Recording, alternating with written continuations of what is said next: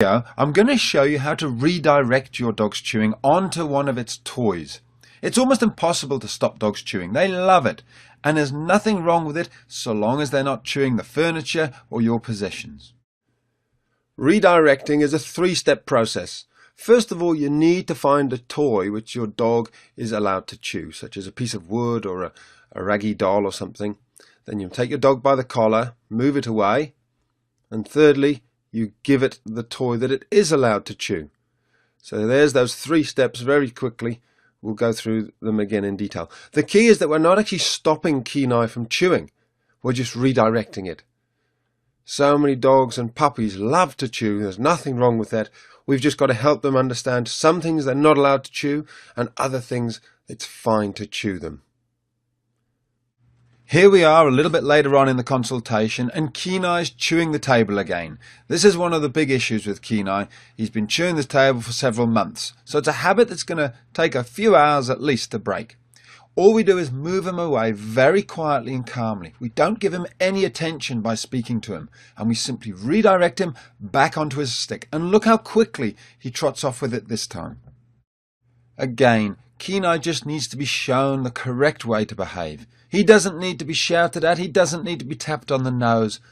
He just needs to be shown a kind and gentle way to behave correctly. As with all things, practice makes perfect, so take your time, stay calm, and just keep giving your dog the same calm, consistent consequences of actions, and your dog will get it in the end. If your dog insists on chewing the couch, after you've redirected them onto their little chew toy, then you can consider putting them into an isolation. You leave them there until they've stopped barking, and when they come out, they'll think twice about going back to chewing the couch.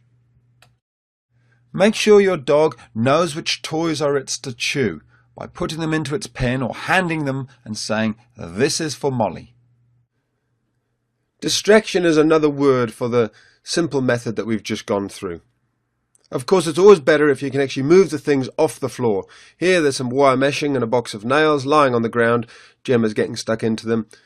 We all leave things around, but if you can move things off the ground, do that. It's so much simpler. It keeps you sane, it keeps you calm, and it prevents the dog from ever even making mistakes. Set your dog up to win. All we're going to do now is bring over a little distraction, and you'll see how quickly Jenna goes, "Fine, yep, that's my toy.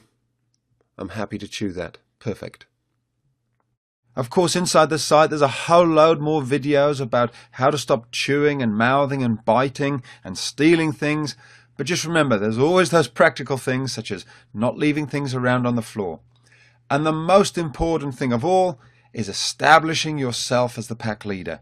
If you're not the pack leader, then of course your dog never really will take any notice of you, and everything will become a game. That's all covered off inside the online dogtrainer.com. I hope you join us. We're going to have